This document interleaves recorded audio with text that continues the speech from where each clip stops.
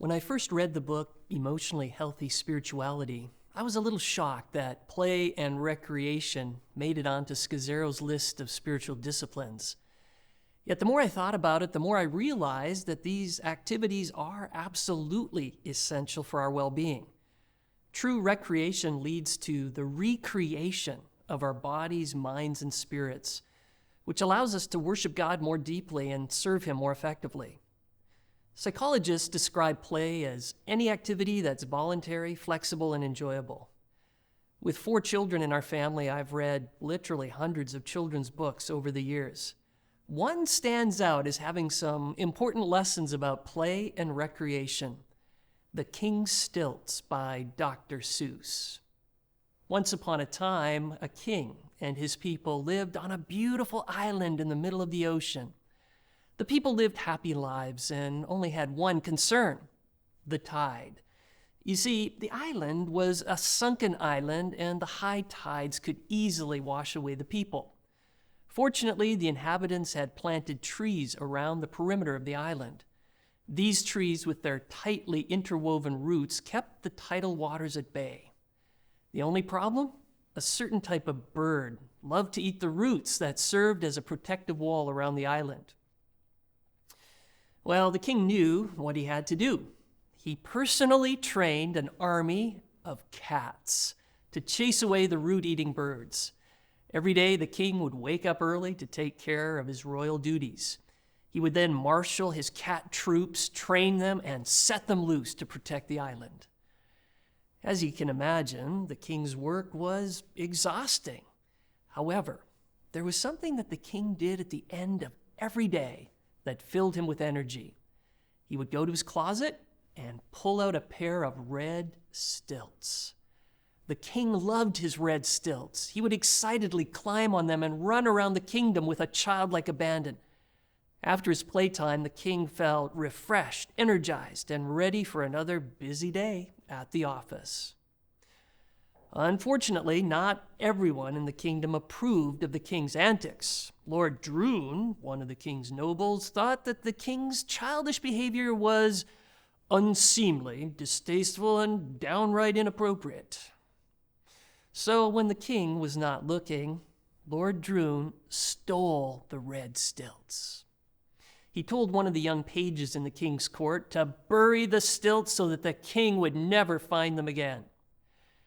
When the king got home from work that day, he opened his closet, only to find that his beloved red stilts were gone. He looked everywhere, but they were nowhere to be found. Over time, the king became increasingly discouraged. He no longer attacked his royal duties with his usual vigor. He lost interest in commanding the cat armies, and soon the cats became undisciplined and no longer gave the necessary attention to chasing away the birds. The kingdom was in grave danger. Well, the young page saw what was happening and knew that he must act quickly. He went to the spot where he had buried those red stilts, unearthed them, and brought them to the king. The king was overjoyed. He jumped on his red stilts and immediately set out to mobilize his cat army. With a mighty shout, the king led the charge against the birds who were threatening his kingdom. The king and his army arrived just in time. They were able to chase away the birds, and the island was saved. From that time on, the king led his people and his cats well, all because of his red stilts. Well, this story begs the question, what are the red stilts in our lives? Over the years, I've noticed an interesting phenomenon in myself and others as we get busier with work and other commitments. We play less, and when we do play, we sometimes feel guilty or uncomfortable doing childish things. Let me pose some questions for us to consider. Do we have permission to play? Sometimes our upbringing, culture, and life circumstances can actually rob us of the permission to play. God made us playful. He gave us the gift of laughter. He wants us to play in ways that recreate and position us to love Him and others more. The second question, what did you enjoy doing as a child? As a child, I loved playing sports, especially racket sports like badminton and board games. I loved exploring and going on adventures. I thoroughly enjoyed reading mystery and adventure novels. The Hardy Boys books were a staple in my reading diet.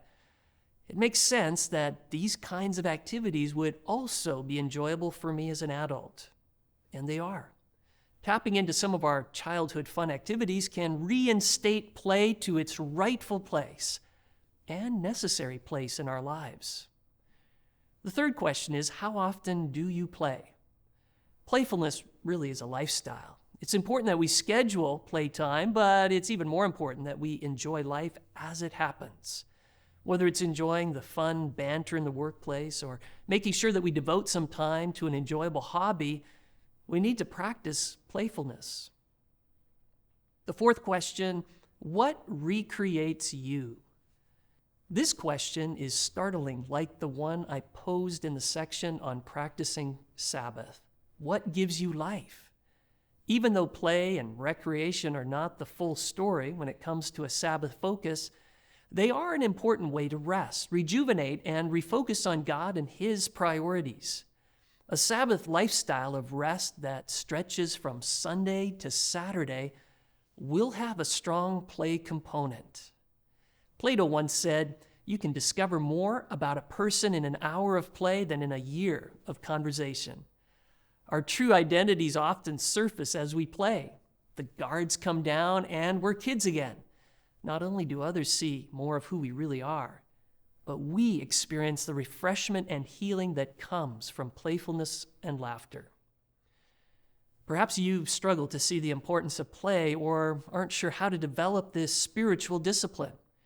Here are some ideas from Margarita Tartakovsky's article, The Importance of Play for Adults.